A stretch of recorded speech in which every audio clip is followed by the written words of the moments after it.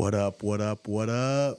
It's your boy Slate Diggity with my dog T Rizzle and my boy Mr. Matthew Jackson. What up, dude? What up, what up? This is episode 8 of the Uneducated podcast. Stacking them up now, bro. Stacking them up one by one. How you feeling today, boys? Solid. Yeah. Solid. Yep. I'm cool. Pretty solid. I feel like, I don't know, really chill. I'm not overly energetic today. Yesterday was a high energy day. Yep. Definitely feel like a lot of tattoos were done yesterday. Yeah. So just in case y'all don't know, yesterday was our first annual Bird Kai Halloween bash. Basically what Bird Kai is a fusion between Redbird Tattoo Studio, which is Matthew Jackson's studio, and then Bonkai Tattoo Studio, which is my studio. Had a little event going on, Halloween Flash. It was a nice little turnout, 7 artists going at it at once. We'll go ahead and say thank you to everybody that came. Absolutely. It was fun. It was fun. I want to shout out all the artists that worked the event. Without that solid of a crew, those events aren't possible for sure. Let's go ahead and give them a good shout out. Let's give them their names and their Instagrams. Everybody drop them a follow, please. Yeah, for sure. So we have Jacob Morris Tattoos on Instagram, Facebook, and I also have Alyssa Burris as well. She's Saltless Tattoos on Instagram as well. And yeah, if you want to run through your studio. Yeah, bro. So it's Travis Wayne. I'm pretty sure it's just Travis Wayne Tattoos, a.k.a. Big T-Shirt. Follow him on TikTok as well. Give a shout out to Andrew as well. Yeah, my boy helped out this studio a lot. So Andy Rue Tattoos. We got Olivia Wan Tattoos. And then my boy T Rizzle, Tracy Scott Tattoos. Follow him, yo. Yeah. And Tracy Scott Tattoos. Sorry. Sorry. And then we had our fellow front doorman running things. That definitely made a huge impact on the day and how well everything went through. That G filmer. Yep, that G filmer. Greg Drysdale. Yeah, he's solid ass fucking videographer. Y'all give him a shout if y'all need some footy done. Yep. Yeah, he's got his hand in everything now. Just trying to take on video jobs as well as working at Matt's studio and kind of being that creative hand. You know what I mean? Yeah, for sure. Yeah, and he's making a video for the event, so everyone that attended will be able to check that out and stuff as well. Yeah, it's gonna be super solid. That was my first Flash event. Yeah. I've never done one of those before, so it kind of felt like a convention. Yeah, but especially with how many artists we had in that little bit of a space. Yeah, and just rolling in. You know, we had a good little rush at first. Quite a few rushes throughout the day here and there. Yeah, kind of overall pretty steady though. Yeah, kind of ebbed and flowed throughout the day. Yeah, you know what I mean. Like, I will say I enjoyed the day probably a lot more that it wasn't just slammed the entire day. Now, some people might like that because it means more money and more tattoos and whatnot, but there's definitely a line for me as far as like what's enjoyable, even with conventions too. Right. You know, and so yesterday I felt like it was a good steady flow, but it kind of came in waves a little bit. And we also had plenty of time just to chill and hang out. And especially since we teamed up with Redbird, you know, we don't always have you guys in the studio. So it was fun to just not be so busy the whole day, but actually get to just hang out and, you know what I mean? And hang around other artists that you're not normally around with, a higher volume of people coming through the door that you wouldn't normally maybe have in. So yeah, absolutely. And just since we both kind of collabed together and created this, people that come to our studio religiously got to meet you all, right? Open up new doors for them. You know what I mean? Yeah, because we all do different things respectively and stuff, and we want to and then vice versa. All your diehard like fans and clients and whatnot, they came on through and they got to check out the studio and meet some of us. So and we all have like even that overlap. I think all three of us at this point have a little bit of overlapping collectors that have been tattooed by all of us at one point and stuff. So it's cool they can come and just support all of us under the same roof as well.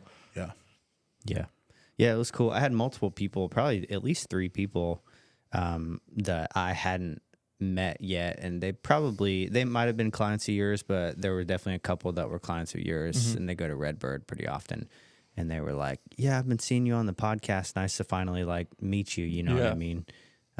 So that's cool. Yeah, and I think that's like with the why we're doing those type of events, and historically why tattooers do them. You know, it's to get people to come in.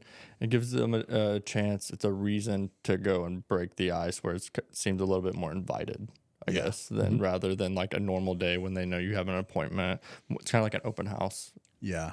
or Absolutely. That's customer a perfect way to appreciation put type it. day. Yeah. Yeah, so it was cool. What kind of like flash events have you guys done in the past? Like I know that you've done some. Yeah. Have Done a you? lot. You've done a lot. Yeah, in Kentucky mainly. Just mainly like the Friday the 13th and Halloween ones. I think that's like the main flash events really. And of course, like when people have like open houses or something like that, sometimes they do little flash events. But I've done quite a few. Yep. Nothing too much since I've been back in Indiana. I think we did a couple at Good Vibrations when I first moved here. And I think so. we were kind of doing it a little bit different than what we did yesterday. Yeah. But yes, I've worked at a few as well. I've done one with Stage Left a few years ago. That was more like a Valentine's Day flash event, which was super fun. Then there's always Halloween and Friday the 13th. Yeah. Historically, Friday the 13th is it's like a holiday for tattooers. So Yeah. I think this one though, like honestly, out of every flash event I've ever done, definitely the smoothest ran one. 100%. Really? Yeah. Yeah. Me and Matt definitely put in a lot to try to like, especially with like our experience with them, you know what I mean? And we knew going into this, like Olivia's never really done one. I don't think Travis has really done one like to that extent, you know what I mean? Right. And then I you haven't. Alyssa probably hasn't, unless you've done one in the I last think year. Yes, she's done 1 to 2 of them, and Jacob came on as a guest artist in my studio working an event like that as well. 'Cause Okay. he was just a guest for the Friday the 13th event, and then that kind of developed more of a relationship for that him to Right. eventually work at the studio. Yeah, I knew at that point you had a spot open. Yeah. That had just opened up, and after he went to guest spot, I was like, he's gonna be working there. Yeah. Right. Yeah. He no doubt. worked solid that day too, and but Yeah, I think everybody did pretty solid yesterday. 100%. Man. And like you really, I'm super proud of everyone because for the few people that hadn't really worked that level, but at the same time, they've all worked conventions though. Yeah. So I wasn't really that surprised that they, Right. run smooth through it. But still, Yeah, just how smooth it was nice, man. Yeah. So that little, I think that little system you guys created worked Yeah. really well. It helps out a lot. Yeah, tell the people kind of how you guys did it. Yeah. So basically, what we did was Matt and Redbird, they had prepped all the flash sheet stencils. Well, starting out, we each made one flash sheet. Yes. Each artist made a flash sheet. Okay. And the setup was like 12 designs each, stuff that you could do within 30 to 45 minutes, and that you knew everyone else could likely do in that same amount of time. Yeah. But yeah, you had all those prepped for everybody. You know what I mean? Obviously, there was X amount. Yep. Once the flash event actually kicked off, it was a little bit easier to tell what piece of flash was popping more than the others. You know what I mean? Because that happens. And then outside of that, I had Andrew make up a bunch of pre-made stations. So basically, what that is like a gallon bag full of a razor, A&D, your machine bag. Most people use wireless machines, so it's just a machine bag. Your bib, basically any of the necessities that Basic you need to setup. set up. Kind of what I think we briefly talked about, like how we also travel for conventions. Same as thing well. for the conventions, yeah. And then outside of that, like everybody had their own little needles and stuff, so you don't really have to worry too much on that. And whatever was extra, like if we ran out of any of the pre-mades, we had, abundant supplies of everything that you would need to set up in the back. So that way you can just go through. People would come in, sign up, they'd leave their name, their number, and then we had the flash. It was like A through H, and each tattoo per flash sheet was numbered 1 through 12 or 13, whatever it was. And they would write down, like, for example, like H2, and we would see that, see which design it was, go get the stencil, grab your pre-made, go set up, and tattoo it. Yeah. You guys even had by the stencil setup, you did the little manila envelopes with the pre-made flash designs in there, and that was a stack for A through H. Yes. That was a stack. Just And stapled it was together like you see with the that. design on it. Yeah. Yes, you see the H stack, and it's like flip. Okay, H2. You know what I mean? grab Get and that go. stencil out. So I felt like it was definitely pretty smooth. There were there were no hiccups. I'd say the main thing that helped it run smooth was to have at least one person at the front when people walked in so that they can deal with the people while we're tattooing and take down their information. And then, sometimes if it was for the waves that were busy, people would leave for, a few minutes, usually only like 20 minutes till it was their turn. Yeah. And then we would just call them right back, be like, hey, come on back over. We're setting up for you. So I think it was cool. Yeah, I think it was solid. And that's like why having Andrew and Greg at the front was such a crucial part of the day. And we also had Shane helping us direct parking and stuff because our parking situation it's a little limited. So we had access to other parking. So yeah, he was a big help as well. Yeah. Preparation's definitely key for any of those flash for sure. events. You know what I mean? Going into it, you're going to have a flash event, and we put out an event prior on Facebook, so that a way we could kind of gauge what was going to come, and seeing the number of people going and interested, we knew that it was going to be fairly decent. So, knowing that beforehand, we knew we had to prepare. Yeah. Spent a couple extra hours late, you know what I mean? Because I know you was tattooing pretty late Saturday night, and then you came right to the studio after tattooing, and I had already started preparing a little bit and getting the station set up with Tracy's help. Actually, everybody kind of helped in the studio. We had Andrew prepping those bags in the back. Yep. And each artist was like able to, we had to adjust accordingly because, like I said, the studio's not like huge, but it had enough space for everybody to accommodate them efficiently. And just like being able to like make slight changes to accommodate 6-7 artists, everybody was smooth with it and helped out a lot. But yeah, just like preparation's key, man. I think so, yeah, for sure. Like, Greg, he was the one who went through and, cut out all the designs, put them on the flash sheet. Me and Jacob went through, we cut all the sheets up and put them in those bags or those envelopes. Yeah. Having the crew that's gonna support and like, everyone knows the drill. Everyone knows what we're trying to achieve in the day and stuff and being on the same page. And communication too, man. That's a big part of it because we had made that, little Facebook Messenger page or whatever group and was communicating the whole time. So nobody's like, confused on what's going on. If anybody had questions, they were able to ask questions. And we even had a meeting an hour prior to the event. So there was like nothing under the rug. Like you knew what you was getting into going into it. You know what I mean? Mm-hmm. So, and there were some specific questions too, as far as like, can a person get more than one at a time? Like if they want 2 or 3, can we stencil up all of them? And then, the answer to that ended up being like, if it's a time in the day where we're slammed and people are waiting, then just do one and they can kind of Jump back in line. Sign back up and get in line. Or if we're not slammed, then it doesn't matter. Like, go ahead. But we wanted to try to accommodate everyone as good as possible. At least once, and then if people are able to jump back in line, we're still open to tattooing and doing more. But yeah, we don't want to create an unrealistic wait time where people are just kind of in limbo. It's watching someone get 3 tattoos and then their partner getting 3 tattoos, and then they've been there for 4 hours just waiting for a chair to open up. Mm-hmm. yeah. But yeah, when it was slowing down towards the end of the day, like a girl was getting tattooed by Olivia, and then she went right back up and put her name down, and I was available. So then she just hopped in my chair. We stenciled her up. Yeah. So Yeah. But overall, man, for that being my first flash event, I think you guys did and you kind of orchestrated it as far as the system of how we did things. I think it went super well.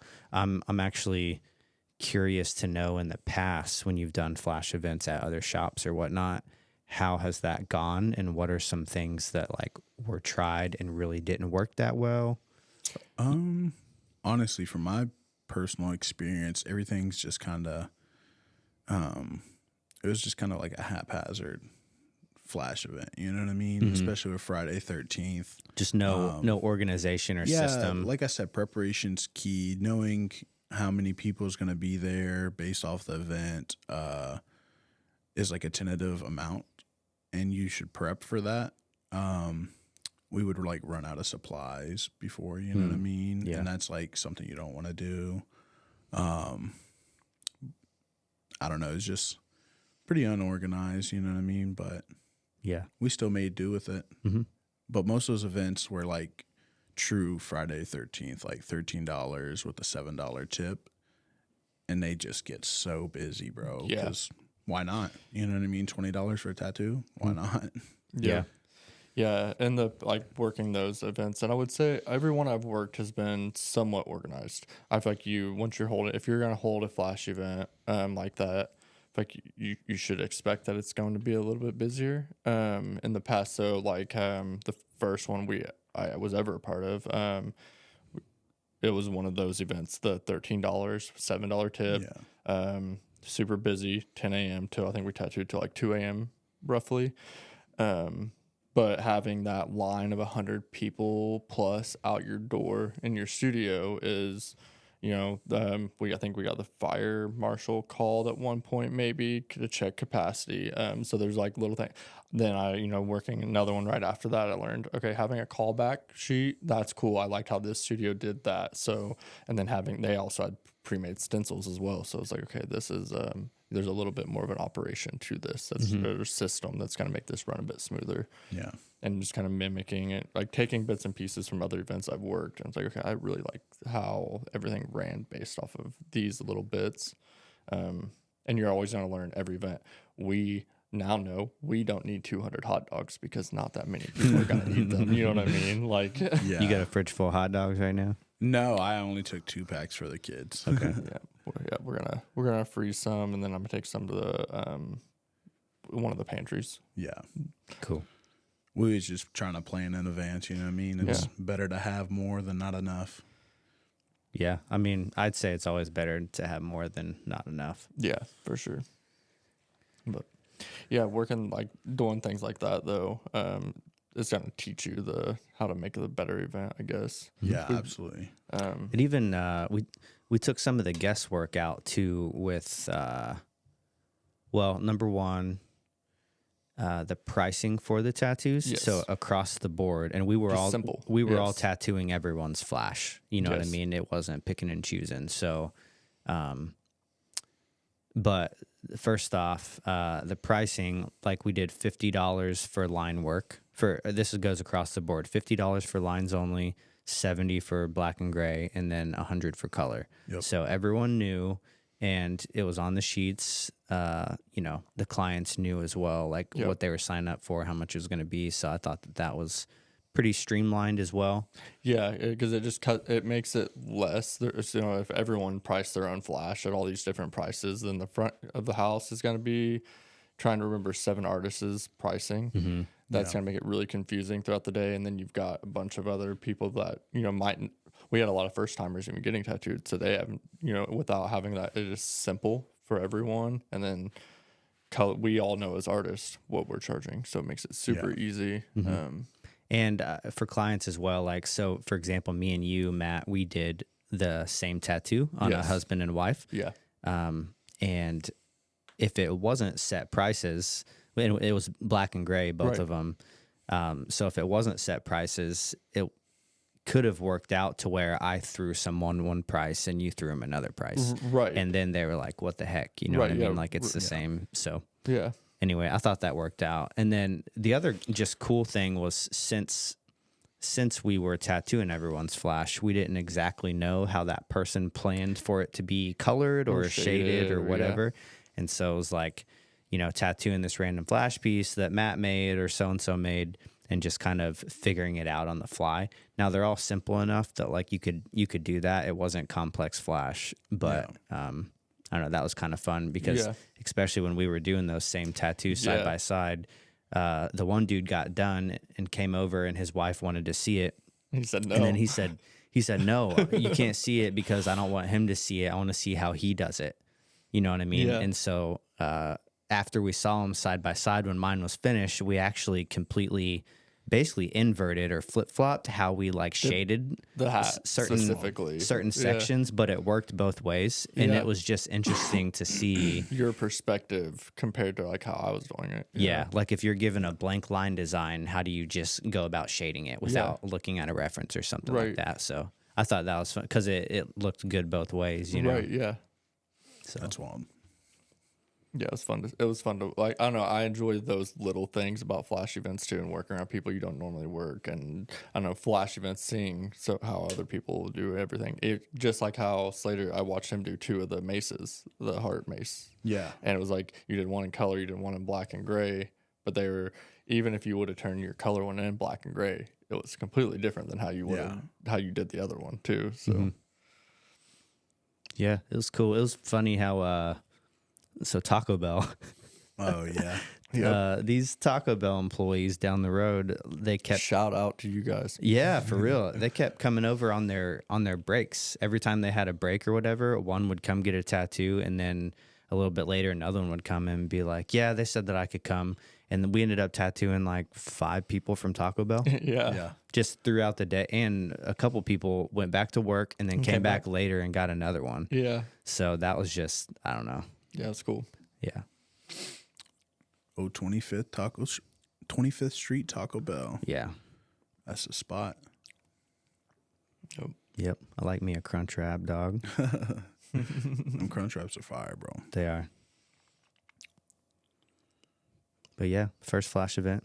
It was a success. Yeah, pretty solid. I'm excited to do more of them too. Yeah, we got some more. There'll be more Bird Kai events. Yeah. Oh, 100%. I know you said something about maybe potentially wanting to do like a Christmas flash event. Absolutely. Yep. That'd be tight. To be up front, I am so over the tattoo industry being so obsessed with Halloween and Friday the 13th. It's like, because I don't really attach to those holidays, you know what I mean? Yeah. Personally. So, but there's other ones that I do like. Yeah. And so the one thing I don't see is like, how come no one's doing a Christmas flash event with, you know, I just feel like that would be really different. And there's a lot of, maybe even a whole other demographic of people that would like it. Oh yeah, guaranteed. For sure. Absolutely. We could probably get that going. Yeah, dude. Little and I like I'm Christmas. thinking, I'm thinking like little Christmas trees or like bundles of presents or like snowflakes, mistletoes. Like, there's a lot of stuff, dude. Yeah, It'd be tight. Just gonna say, if everyone wants to check the December calendar, you'll probably be able to figure out when the next one is. I'm just saying. Yeah. I'd be down. Yep. And of course, you know, we could have the shop decorated and put the Christmas tree up. We have to. We could even, among artists, at the end of the night, we could sit down and have a gift exchange. That would be tight. That'd be gangster. Yeah, like a little secret Santa. Yeah, That'd be that would be tight. I'm so down. So down for that. Yeah. Yep. I guess that's it then. Yep. We'll fucking Sounds do it. like a plan, settled. and you guys just heard it. Yep. He said date to be announced. Yeah. Yeah. I feel you though on that how tattoo artists really They hype cling. up like Halloween and fucking Friday the 13th. Yeah, Like, I'm a Christmas guy too. Cause that, like, you know, it's they're like special events, but at the same time, it's the same special events every year, and no one ever switches it up. Halloween, I definitely understand the overhype of that. Friday the 13th, to me, I feel like as a tattooer, I understand why that's held on to, because like back in like early 1900s, that was like when sailors and navymen would be getting tattooed, because the military paydays were on Fridays, so every once in a while they would fall on a Friday the 13th, and being at sea and stuff all the time, they had all these superstitions and getting pigs and roosters on their feet and X's, and so very superstitious people. So on Friday the 13th, on their military payday, there'd be hundreds of them lined out the door. Okay. getting tattooed. So that's kind of I think where most of it came from. See, I didn't even know that Right. the history of Friday the 13th. Like, Yeah, and I don't think a lot of people do. I must not be a real tattooer Maybe not. because I don't love Friday the 13th. Yeah, maybe not. But if you didn't know it, you didn't know the history of that. Yeah, every step's another step. It is. That's You know. true. It is. But yeah, I feel like tattooing definitely has always gravitated towards like skulls and like aggressive imagery. Definitely more dark aspects of art. Yeah, I think that, and that's what I mean by a Christmas flash event would be cool because I don't think, I do think that there's a whole different demographic of people who would enjoy a flash sale, but they don't necessarily want they don't want creepy stuff, spider webs and ghosts and all of the Halloween or Friday the 13th type of stuff. There's a whole different set of flash that you can do that's like a little bit lighter. You know what I mean? Lighter hearted. Like skulls with Santa hats and stuff. Yeah. Yeah, sure. Like, right. people love that stuff. Yeah. So I think it'd be cool. Yeah, dude. Be different. Have you ever done any other Halloween or not Halloween holiday flash events? Just the Valentine's Day one. Valentine's Day. Yep, just Valentine's Day. Why the fuck's Thanksgiving not talked about? Like come on, get a turkey leg on you, bro. I know. Like, fuck it. That's what I'm talking about. Fucking bowl of mashed taters or something. Yeah. You know what I'm saying? Yeah. Well, on my flash sheet yesterday, I had a piece of pie. Mm-hmm. Oh, hell yeah. And then like a little marshmallow on a stick and a bonfire and like some other little, you know what I mean? Yeah. Some little leaves, just fall looking leaves. I only got to I tattooed the marshmallow. Yeah. That was the only thing off my sheet I did. But I think your try to flash give was people different. Yeah. On purpose it was. Yeah. I do think it got tattooed the least though. Because most of the people want that little creepy stuff Yeah. at a Halloween flash event. Mm-hmm. Yeah. Which is unfortunate because I thought most years They're was pretty cool. fucking tight for real. Yeah, clever too. Yeah. Yeah. Absolutely. I came up with a couple word phrases.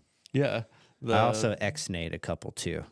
But yeah, one was like, it was a little latte or whatever, Yeah. or a cappuccino cup, and it said pumpkin spice or die. Yeah. You know, just trying to think of funny stuff. Mm-hmm. Yeah. That's how I was trying to think of it. It was like clever, like tongue in cheek, like the live, laugh, boo, and random stuff Yeah, on there. live, laugh, scream. Yeah. Did anybody tattoo those? No. Wild. I don't know. You say you want that little beanie though? Yeah. Let's do it. Yeah, definitely. I'm definitely down, bro. We'll have to get Beanie that. beanie weather forever. You're right. We still got plenty of the fucking stencils for it, so Cool. let's roll with it. Yeah. Right on that face, dog. Your other cheek's missing something. I don't know about that. All right. I don't know about the face. I do want another face tattoo though. Matt's gonna be doing that soon. Got you. Oh yeah? Yeah, it's nothing crazy. Okay. We can't talk about it. It's a secret. Okay. Do we want to like dive into like a goal of what a flash event does for the studios and the people? a little Oh bit, yeah, maybe? most definitely, man. Y'all Like have what it can do for your studio if like you haven't held a flash event and want to try that kind of thing. Yeah, Right. y'all would have more experience than me on that for sure. Yeah. And I feel like you both have like a very large clientele. Yeah. So So basically, with them flash events, like I said, people from Matt's studio and my studio basically got to meet everybody, get tattooed by more people that they usually don't get tattooed by. And with small tattoos, typically they can turn into a bigger tattoo. Mhm. Typically, because most people that come to those flash events like getting tattooed. Yeah. So, you know I've had like maybe a couple clients that sat down with like Matt, and after talking with Matt and then getting his Instagram and stuff, they can scroll through and see and be like, oh, he likes fucking horror stuff. Slater doesn't do horror, or somebody in the studio doesn't do horror. Why not go to Matt for that? You know what I mean? Right. That builds,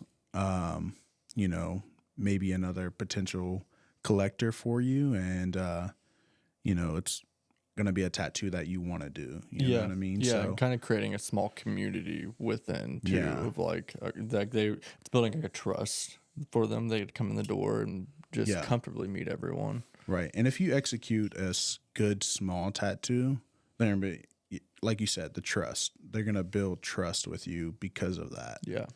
And they're gonna know, be like, okay, I'm in good hands. Let's fucking get, one of them universal monsters on me or something. Whatever Yeah. you like to do. Right, You know what right, I mean? yeah. Yeah, because we had multiple people yesterday that got tattooed by multiple different artists as well on purpose because Yeah. they wanted to sit down in other people's chair and like hang out with someone else and kind of collect from everyone. So it gives collectors who are into just collecting art from multiple artists the chance to do that as well. Yeah. Actually, it didn't happen yesterday. Well, maybe it will, and I don't know yet. But last week, I tattooed this random like cartoon character on this dude's arm. It's not what my portfolio looks like, but after he saw what my portfolio looks like, he was like, "Oh, well, I do have this whole other arm that's already started, and I want to do black and gray realism on the rest of it. Yep. So I'm gonna hit you up." Boom. You Right. know what I mean? Yeah. Like perfect example of that. Yeah, I was just doing some random like small medium tattoo on this guy, and he happens to want a lot more work. So Yeah, I think that happens a lot of the time. When I even taking walk-ins and stuff in the studio, then they see your portfolio and they're like, "Oh, you're actually capable of way more than what I'm asking of, and I want what you're capable of doing as well." So, Yeah. And I think that boils down to all the way to the roots of like tattooing. Like, yeah, when you start out, you don't really have clientele. You got to build it somehow. yeah, And yeah, you do. really, You do shouldn't. everything. You post everything. Yeah, you shouldn't stop trying to get more and more clientele. Like, I don't think that's like greedy or anything, but it just opens up the doors to more possibilities, more tattoos you're gonna do. They'll tell their friends. That's why I think, like, occasionally still, like, if you have time, walk-ins are still cool. Do those I love flash 'em. events, you know what I Yeah. mean? Do those small tattoos. They matter, and eventually they turn into big tattoos. yeah. They grow up for sure. Yeah. That's what I've always said. That infinity sign will get bigger. Yeah. It'll turn into a sleeve after she shows 5 people that you can do really clean line work. And Yeah. that, or their dad wants a portrait, and now their dad sees your portfolio and wants a portrait by you because you did a super clean cross Yeah. or whatever. And I think, a lot of people specialize in tattoos, specific tattoos nowadays. So, like, yeah, that small little banger you're doing may not be, your typical portfolio piece. And kind of back what you was saying, how you did that little cartoonish guy, and now he wants to get like a realistic sleeve. So, like, if I take in like little small tattoo, anime is not something that everybody's into. But if you are, obviously coming into my studio, you're going to see it. And then typically most people will bring it up. And if they're into it, but they're not getting an anime tattoo, and then they find out I do anime tattoos, they're like, oh, shit, well, so-and-so would be sick. So-and-so would be sick too. I'm like, fuck it, let's run it. You know what I mean? Yeah, and even on that note, a lot of my clients the last few months since we've been working there, they'll come in and be like, "Oh, so and so I know is gonna love this place," because they walk in, it's literally like anime and cartoon stuff all over the walls. You know what I mean? Just decked out in it. So they come in there, and you can automatically tell like the vibe and what people's interests are. Yeah.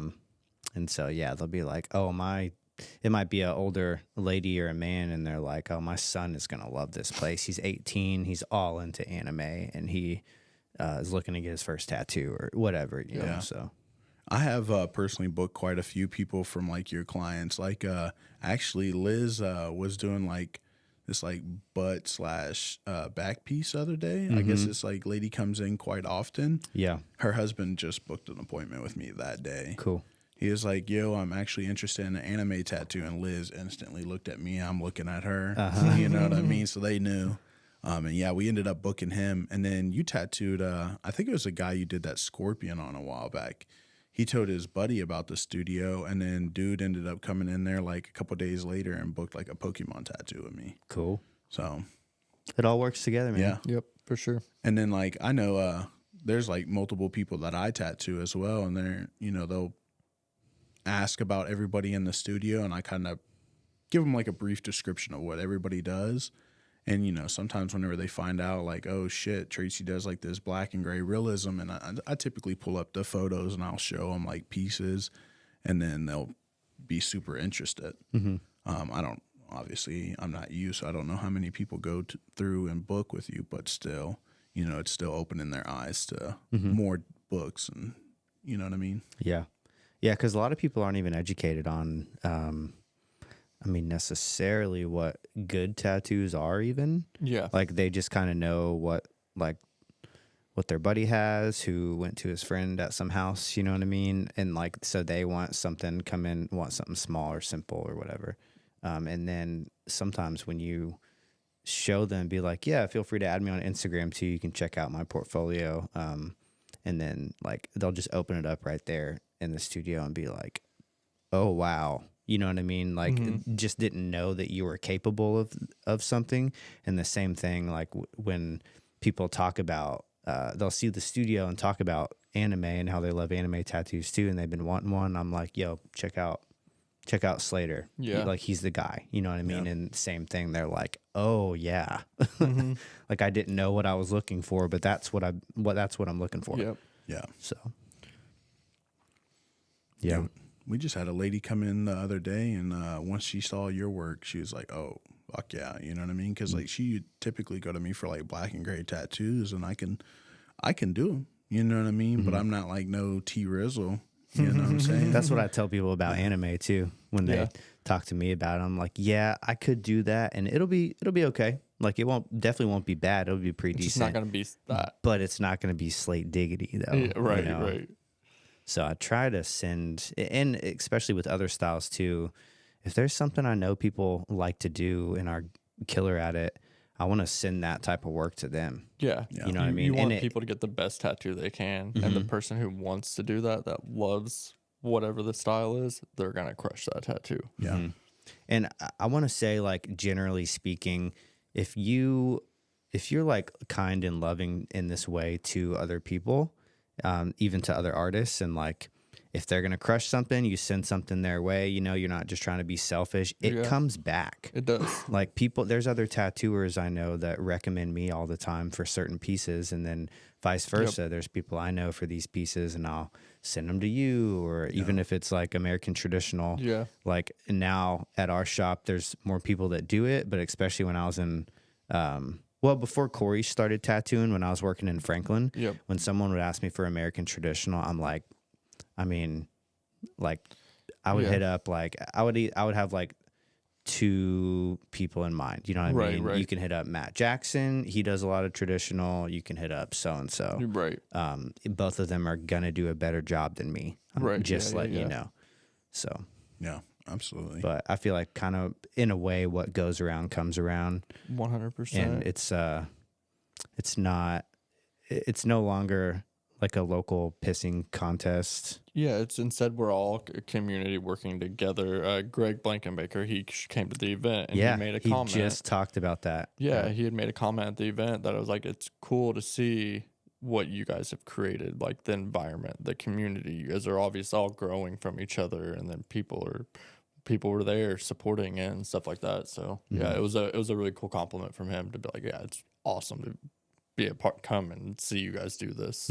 Absolutely. Yeah, and we had that conversation too. We've had it multiple times before, but he came from a older generation of tattooing than we did, and back in the day, it was a lot more like rivalry, even within the same town, of like shop versus shop. You know what I mean? You don't really associate with them that much.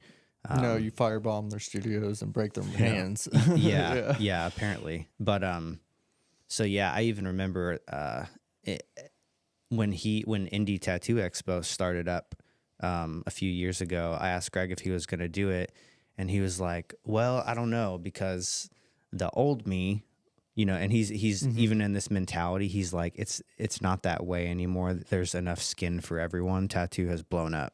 You know, tattooing has blown up. So he said, like, I was curious, since it's a local convention, if it would be like a local pissing contest between people. And like, and he went this year for the first time, and he said, it's definitely not that way at all. Like, you know, it was a fear of mine, and like, it wasn't that way. It's much more community based. Everyone's cool with everyone, helping each other out. And so I think, that's just a cool way the tattoo industry apparently has grown, because I didn't quite know how it was back in the day to what he's talking about, but he had some things set in his mind that now have kind of changed since tattooing is just way bigger than ever. Yeah. And no one's at competition with each other anymore. Yeah, I would say. I mean, I would say there are definitely those people, but there's a lot more community in tattooing. Even from when I started, like there was no local camaraderie between studios or anything like that, and now there's a lot more of that, and I love it. I love that. Yeah. Certain places still deal with it, you know what I mean? Like Yeah. I said, whenever I came from Kentucky, and it's still unfortunately like that out there. Like the small town mentality. Yeah, it's like you said, a pissing You're contest. taking food off my table, Yeah. or whatever. So whenever I came here, it was quite easy to adjust. You know what I mean? Because like, Matt was like super open for everybody, like just eating. Like, you know, obviously he was a big name here, and he had plenty of clientele, and he was just like, "Yo, get tattooed by Slater. Get tattooed by Slater." I'm like, "Oh fuck," you know, that's tight, because nobody usually does that. So Yep. yeah, Yep. To have people actually like be willing to rep you also instead of just rep themselves. yeah, I think that's huge. yep. But it says a lot about a person too. I think that's a good thing about this general area around here is everybody's pretty open with like, you know, sending them to get the best tattoo ever. You know what I mean? We're not out here to just fucking like, yeah, we obviously got bills to pay, but at the end of the day, like, if you're gonna get a better tattoo from Matt or from Tracy, by all means, get that. You know what I mean? It's not gonna hurt my feelings. Not gonna shouldn't hurt nobody else's feelings. It's your skin. Make it as beautiful as possible. So, yep. Especially if you see something in that artist or you relate to that artist. Like it would be really wrong for any of us sitting here to feel that anyone that we get tattooed by shouldn't get tattooed by anyone else. Because how many people you've been tattooed by? How many people you've been tattooed lot, by? yeah. I've been tattooed by 20 some people. Like it'd be so wrong for me to be like Right. only get tattooed by me. and at the end of the day, it's, you know, your body. Yeah. So if you want to get tattooed by somebody else, do it. You know Yeah. what I mean? Like, collect tattoos. yeah, Yep. absolutely. Yeah, we will make jokes though. Of course. Yeah. The other day, I was working on this piece and finished it up. It was like we finished in 2 sessions. Like we capped it at like 3/4 upway the arm. So like from down here going up, and then we're gonna finish the top later. But it was like, you know, significant piece, looked pretty good. And I was like, Slater, Andrew, check this out when we were done. And Slater like peeked at it. He's like, glared at it real quick. He said, yeah, I got a card over there. Grab one of that. Hit me up when you want that covered up. You know what I mean? I was like, dang. I was trying to show you a good tattoo, and you're going to go do that? But, You got to He said, crack jokes. You Oh, yeah. spelled it wrong, bro. yeah. that used to be the main thing. Yeah, You that spelled was the joke. Spelled it wrong. those mountains. You spelled them wrong. Yeah, that was a joke for a long time. Yep. Yeah, but it's cool to see how the industry has changed, man. Yeah, for sure. Yeah. Yeah. My mind was stuck on shop banter for a second. It was like just Yeah. like yesterday, some of the banter between everyone was Oh, had me yeah. dying. Yeah, welcome to Andrew. Oh yeah. Oh yeah. Yeah, funny guy. He doesn't stop, bro. Yeah. It- Heard he's gonna have a Netflix special or something. He needs to do an open mic. Yeah, he does. He's definitely like an improv kind of He's person. just off the top, he says the funniest stuff that you just never heard. Yeah. I know. It cracks me up. Yep. I swear, sometimes bro just breathe and it's funny. Yep. It'll be cool to see him working in the Flash events too. Oh yeah. Eventually, for sure. I think he has the personality and drive. I can tell he wants to be a tattooer. And Absolutely. I see it for sure. So that's sick. Yeah, that was one reason why I ended up taking him as an apprentice, is because like I used to tattoo him. He was just a client at Yeah. first. You know what I mean? Well, not just a client, but you know Yeah. what I mean. And I guess he had tattooed out of his house prior, a long time ago on some of his friends, which was wild because one day I was tattooing him and Bailey's mom was in there. And Okay, yeah. Bailey's like one of his like big friends. So they were talking about the time that he tattooed him. And like he's always just wanted to like tattoo, but he knew he wasn't good enough then, and he stopped doing it. And maybe like 6 months ago or some bullshit like that, I reached out for like an apprentice, and he was like one of the people that hit me up. And I was like, yeah, I'll just go ahead and take you on personally. Yeah. So I can definitely see, especially like no one would come in there and work as hard as they do for a flash event like that if they didn't want to do it too one day. You know what I mean? And he was on top of it, and everything he's asked to do, I see it. Like he was making sure trash was ran all day, you know what I mean, doing all that stuff without question, without hesitation, like helping out every way he could. Definitely shows he wants it for sure. yeah, he does good, pretty decent under like pressure too, because you know he works at Nike, and on weekends that shit's just slammed. Busy, yeah. It's just another thing. He only comes in the studio 2 times a week, sometimes more, but they've been working him like a dog out there at Nike, and he works. If he's not at the studio, he's working at Nike. Yeah. And he'll work, you know, the whole entire time. And if he has time to come to the studio, he'll come to the studio. If he doesn't come to the studio, he's drawing until whatever time he goes to sleep, and then repeats. You know what I mean?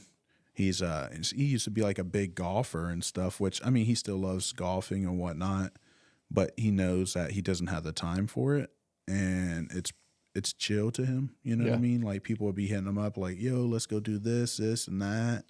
He's like, nah, dog, you know, like, so I got to draw. I'm working, bro. You know what I mean? I can't. Yeah. So I got to draw. It'll pay off. You know what I mean? 100% sacrifice. I think it's important. Yeah. What you put in is what you're going to get out. Yeah, for sure. Yeah. Yeah. But yeah, that's our personal comedian at the studio. You just never know what's going to be said. It's just such a sarcastic banter between everyone. Like, I mean, everyone is kind to everyone, of course, but at the same time, when Andrew's in the studio, we don't really say a kind word to each other at all. It's only sarcastic jabs and stuff, and it's just fun, dude. I don't know. Someone come in like, man, they all hate each other in there. It's weird. Yeah, if you don't know, you don't know, but that boy's a comedian. It's an interesting day every day. Every day is another day. That's right. That's another step. Yeah, but yeah, man, it was good seeing everyone. It was definitely good seeing Greg yesterday. You hadn't met Greg. I'm pretty sure I never met him until yesterday, like in the flesh. Yeah. Obviously, I've talked to him. We hope to have him on soon. He'd be a good one. Yeah, absolutely. Very insightful. I think that'll be a great episode to look forward to. Mm-hmm. Yeah. Yeah, whenever he came in, it definitely like there was a nice little mood shift. Not that it was like a bad mood or anything in the studio at all yesterday.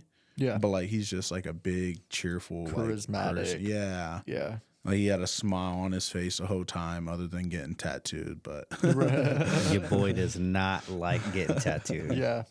I'm pretty sure you ran like one line and he was like, motherfucker, you got a heavy hand.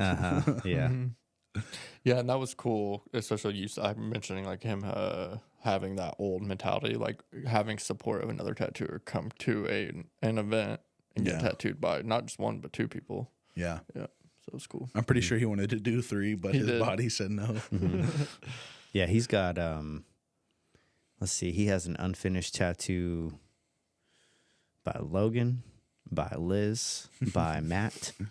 He's got random tattoos all over him that like he was like, all right, we're gonna have to finish this later, and then he'll never finish it.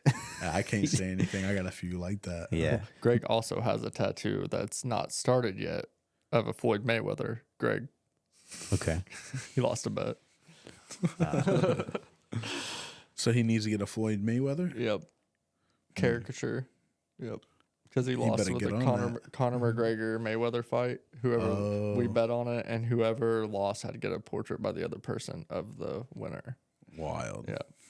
So he thought McGregor would win. Yeah. He's goofy, man. Mm-hmm. But yeah, lots of fun, big personality. Yep. Just smiling. He'll put a smile on your face. Yeah, he will. Yeah, our audience will see it here soon Yep. when he's on here. Yeah. Coming soon. And from experience working with him too, he's got some wild stories, bro. Yeah. I'm interested to hear. He's got some wild stories, some very good insight on tattooing and things that did and didn't work for him.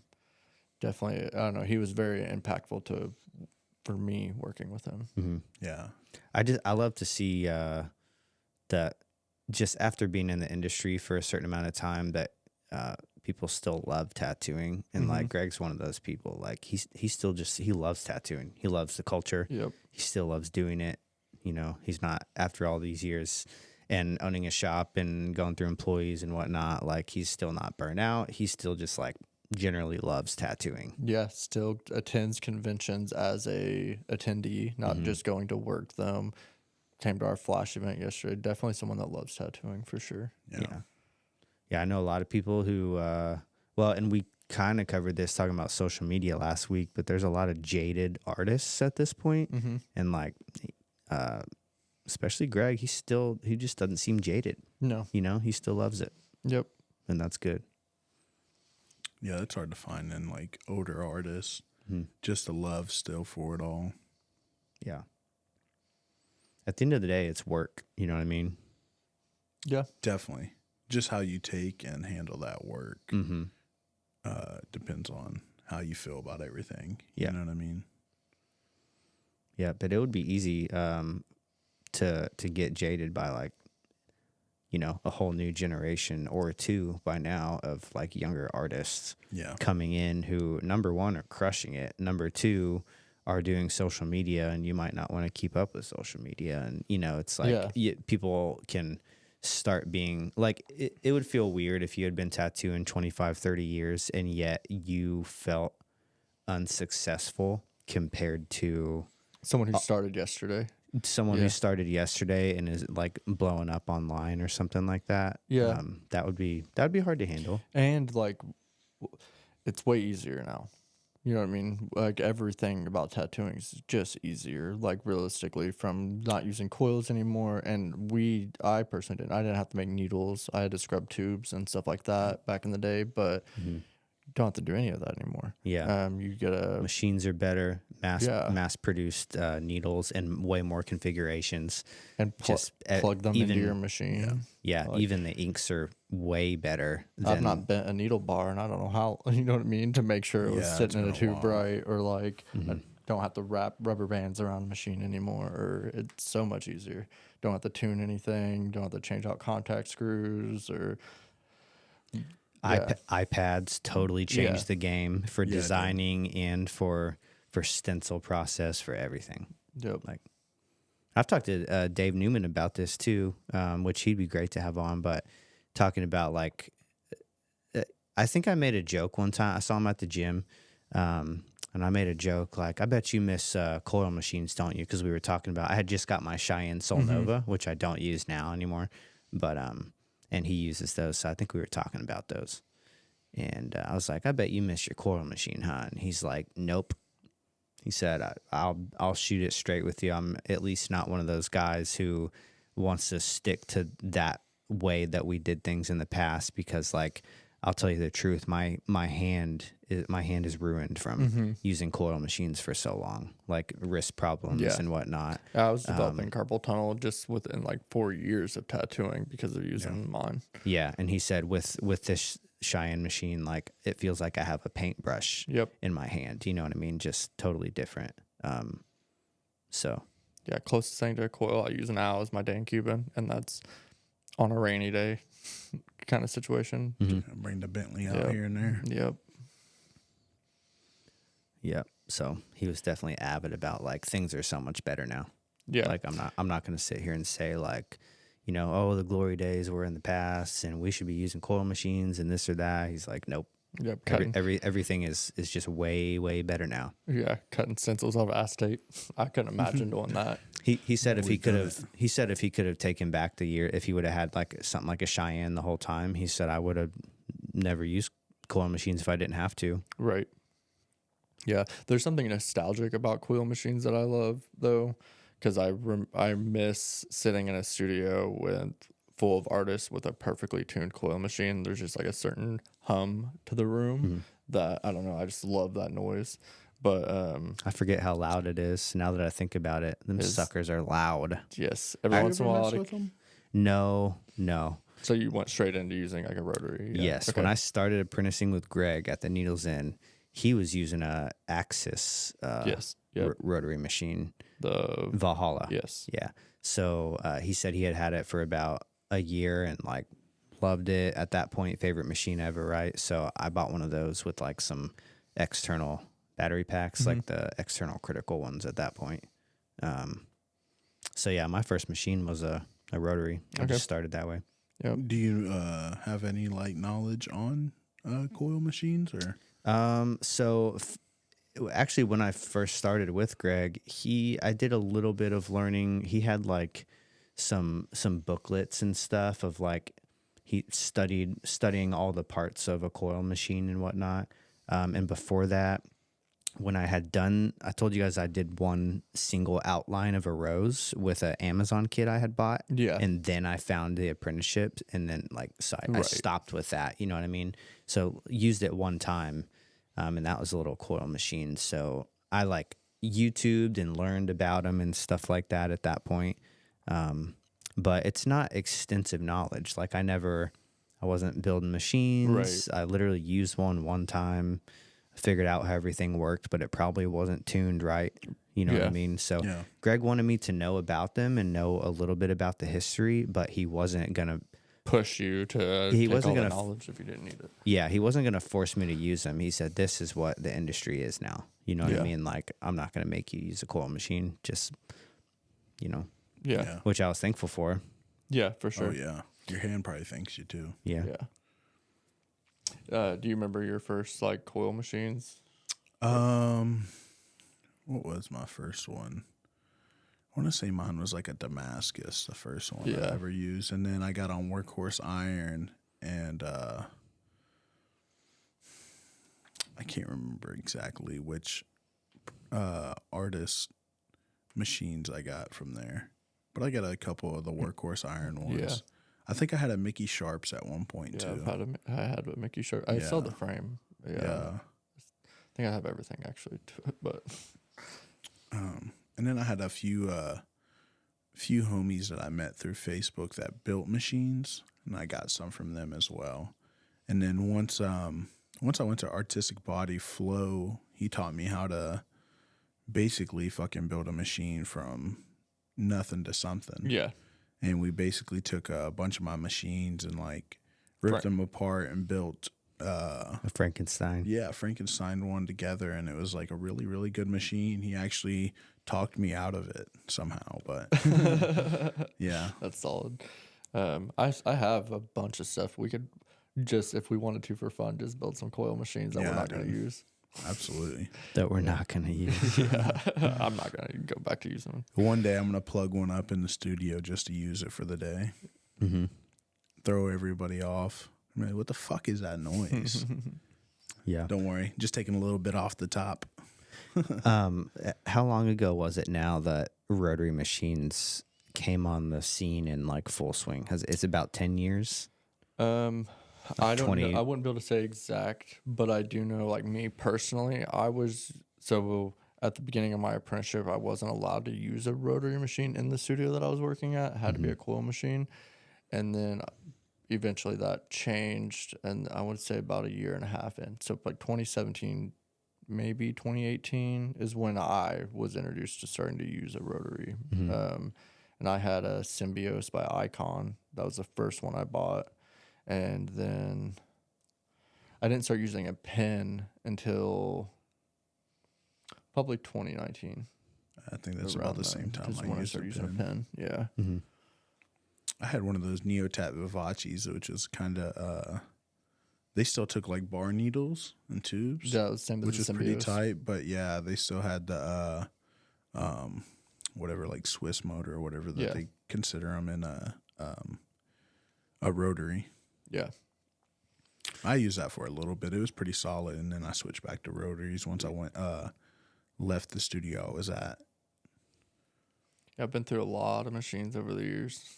I remember seeing all your machines. Well, most of them. Yeah, I actually there's only two that I don't own still to this day. There was four, but Kyle McIntosh had reached out to me at one point, and he had somehow acquired my Paco Rollins machines that I had sold to someone, and then he gave them back to me, which was super cool. After he found out they were mine, and I was like, oh, that's so rad because I regretted getting rid of them. That's cool. Yeah. I will say this: it's not a coincidence that when rotary machines came on the scene in tattooing, the quality of tattoos went 10x through the roof. Yeah. You know what Absolutely. I mean? It's that mixed with technology has helped, okay, but as far as design process and all this stuff too, so it's a factor. But I think it's largely in part due to machines being way more versatile now, and Cuts so much out of the process to where you can just focus on the tattoo part of it. Yeah, and people didn't know. It's kind of like if you don't know what's possible, then you don't really achieve what's possible. It's like kind of what you see in front of you, or is what you can look up to, and you can only look up to, the best person that you see, right? Yeah. Like that's what you think is possible, and it's kind of as good as it gets. Yep. So somewhere along the way. Because if you look at even tattoo magazines from like probably before 2010, I'm not impressed. I'm not saying anything about myself and my skill level. Yeah. I'm simply saying compared to what I now follow on Instagram and how good people are. You look through a tattoo magazine and like it'll be full back pieces and stuff, and like it's just. I got a stack of like 100 over there. We can go through. I'll show you something that you'll be impressed by. Like, okay. Yeah. Cool. Yeah. But there's certainly a lot of them, and they were even big name tattooers. Yeah. And still, I'm the like, quality level is entirely different. yeah. So I don't think it's a coincidence that like during that time frame, the switch, it was the machines. Yeah. It makes it more easier because they take like cartridges, and typically most people would have like 3 or 4 fucking coil machines sitting out with only 4 different groupings. So once you're able to like minimize the time it takes to switch needles and being able to use like I don't know, like 8+ needles for whatever they're trying to achieve, makes it a lot easier. You know what I mean? Because I remember for a long time I was setting up my station with 3 machines. Yeah. One would be for lines, one would be for like all my packing, and then I would have another one for shading. Actually, no, at one point I was setting up 4 because I wanted to be able to get smoother blends, and I had it with a different spring on there, so that way I could achieve that a bit easier with that specific machine. But Yep. And nowadays, like I know personally, like whenever I'm tattooing, I may use like 5 or 6 at least on a tattoo, and that's just a normal sitting. Yeah. I would not want to set up 5 to 6 fucking machines just to achieve maybe just something that needs a few minutes of work on. You know what I mean? Yep. I'd rather just set out a little cartridge that costs maybe like a couple bucks, use it for however long I need it, and just twist another one right in. Get back to work. I am grateful though for having the experience with coils machines, because I think I understand skin and application a lot better than if I would have just jumped in with a rotary. Yeah. Like, you know what I mean? Knowing that, there's a different machine or different way to be running the machine, stroke length and depth, and I think I understand it better because I used a coil. Yeah. I think it helps really on like throw. You know what I mean? Like you really understand the difference between the throw, because, you'd have to like use a dime for X amount of things like shading and whatnot, and like color pack and be like a nickel's length. Dime. What was it? Nickel, or I think dime nickel is liner, like, nickel shader. yeah. I cannot remember the saying, but yeah. It's all wild, man. Yeah. It's come a long way. Yep. It's weird, in 10 years, it's going to be completely different than it is now. Looking I'm back, curious. I'm curious how different it can get. I mean, other than like artificial and like computers, like, you know, potentially a robot doing a tattoo instead, I don't know how much different it can get outside of that. Like, the machines are not changing too much anymore. No. They're, you know, the batteries and stuff are changing. I've not seen anyone do anything super crazy with the tattoo machine. That was like, oh, yeah, that's different. It might take a while, you Maybe. know what I mean? Because there was like, for the longest, it was just coils. Yeah, like people have changed how they would build coils. Because like I seen some with just like a big fat fucking like coil on there, and then you know what metal you're wrapping it with, and like the How angle many, of yeah. like your fucking frame and all that was like really the only difference. Yeah, the frame a lot of things. geometries Yeah. and yeah, coil wraps. I mean, yeah, it was quite a bit, but still, like, it was just at a coil machine, and then Yeah. all of a sudden, here comes a fucking pin. You know what I mean? And it's so versatile. Yeah. So, like, I don't know. There's probably going to be something different, Yeah. completely different that changes the whole game. Or That we everyone's gonna can't. go back to coil machines. Fuck, that would be wild.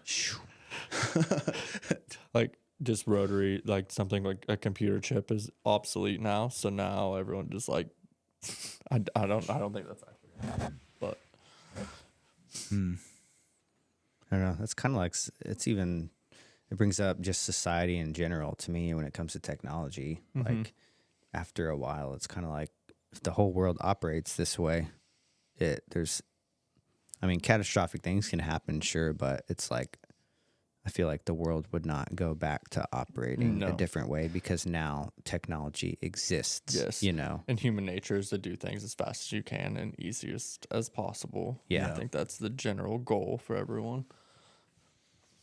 I don't know. I just think there's things that we're There'll be not even something going to be able else. to fathom. You know?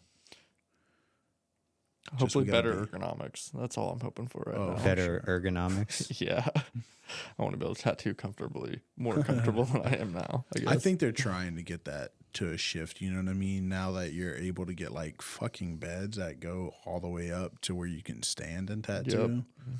Like, I know sitting down for so long sucks. Like, it just takes a toll on your back because regardless, yeah, you don't want to be like leaned over the whole time.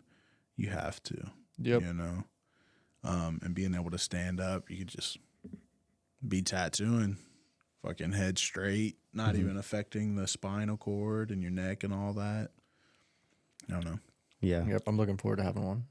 Me too, bro. I mean, Me even too. just with age in general, like I know we just sat in chairs for most of the day and even school, you know, all the way back to elementary school. But the older you get, it's like, it doesn't even matter necessarily if you're hunched over tattooing. If you just sit in that chair for a few hours, like your butt's going to hurt, your back's going to hurt because there's still pressure like on your spine and whatnot. And it's static. Like you're not really moving from that bent over unnatural position. Yeah. There's no For- blood flow through your muscles, like all that stuff. Yeah.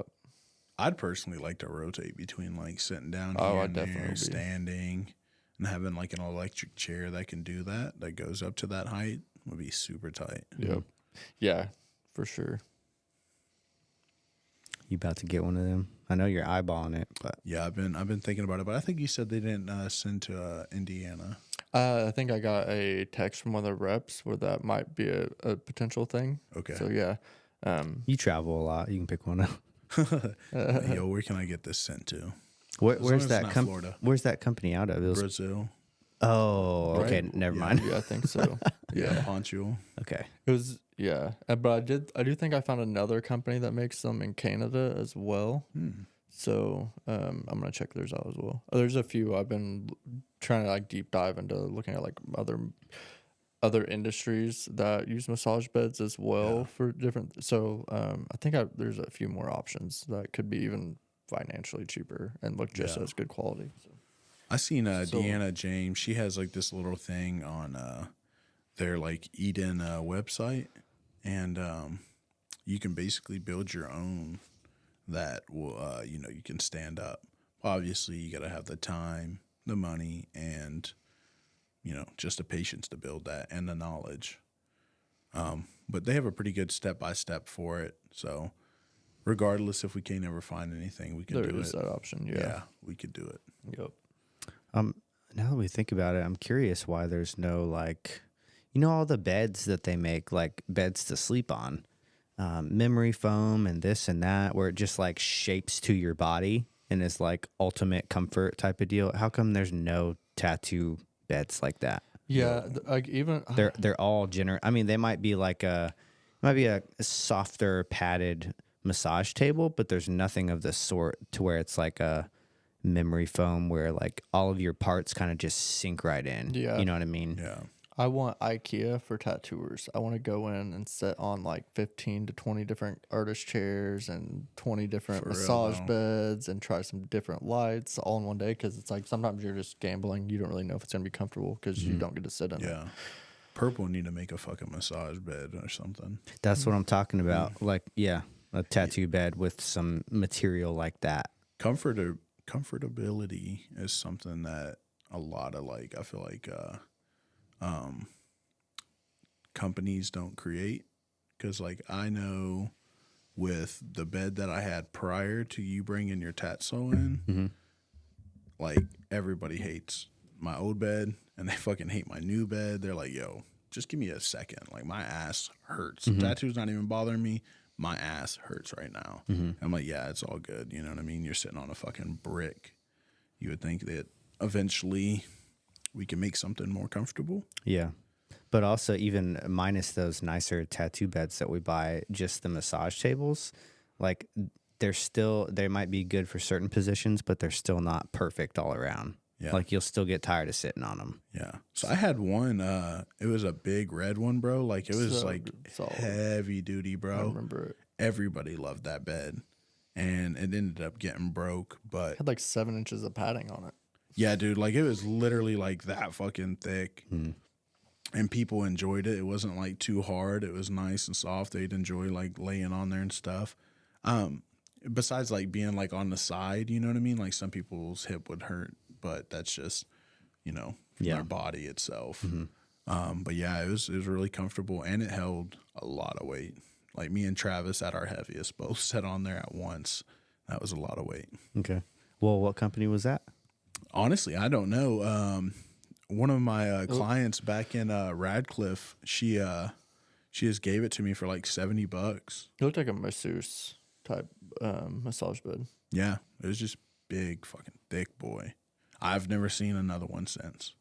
Maybe we should just make our own. If you know how to do upholstery and like know anything about like construction, I guess to an extent, small construction, then No, I don't. But you know what's Me neither. legit We know though? people. You ever, Yeah. You ever seen like there's these things called mattress toppers for like bed mattresses, and they're often they might be like 4 or 5 inches thick or something of like memory foam type of material, and I feel like you could just slip that on a tattoo chair and put another layer of upholstery, Reupholster it, yeah. and it would literally be better than anything that is out. Yeah. You know. probably. Yep. Like I just don't understand Almost why just no one. refurbish the ones that are already built that we own. Yeah, Would yeah, that's probably what work. Yeah, Yeah, I'm pretty sure it's easy to just take off like the pads and stuff off there, and I like still even need- then, just like kind of like take a picture of it and learn the schematics of it all. Yeah. I still need one that raises 40 inches. Same. So that I'm gonna have to buy one. Hopefully the padding on it's solid. I wonder how you could even make that, man. I don't know. You could start up that side hustle though. Side hustle? Phew. I don't even know if I have the time to create that. You don't. No way. No. No way. I don't think any of us do at this point. No. We're trying to just make time for a podcast. Yeah. Yeah. Hey, it's working. Yeah, it's been working. Yeah. But shoot, man, you want to wrap this one up? Yeah, Yep. we're at that mark. Yeah. Well, thank you everyone for tuning in. We are doing our best just to get out at least one episode a week at this point. Usually on Mondays right now is when we're uploading. So keep liking, commenting, subscribing, just kind of engaging with the content. We appreciate you guys. And you guys got any closing words you want to say? Just want to reiterate once again, like we appreciate everybody that came out to the Halloween Flash. Means a lot from both studios. And we hope to see you all again and just, keep up to date with us because there will definitely be more. Yep. Mark your calendars for December. Yep. For sure. Yep. It'll be a fun event. All right. Y'all. Well, we out. Love Later, you y'all. guys. Love you guys. See ya. Peace out.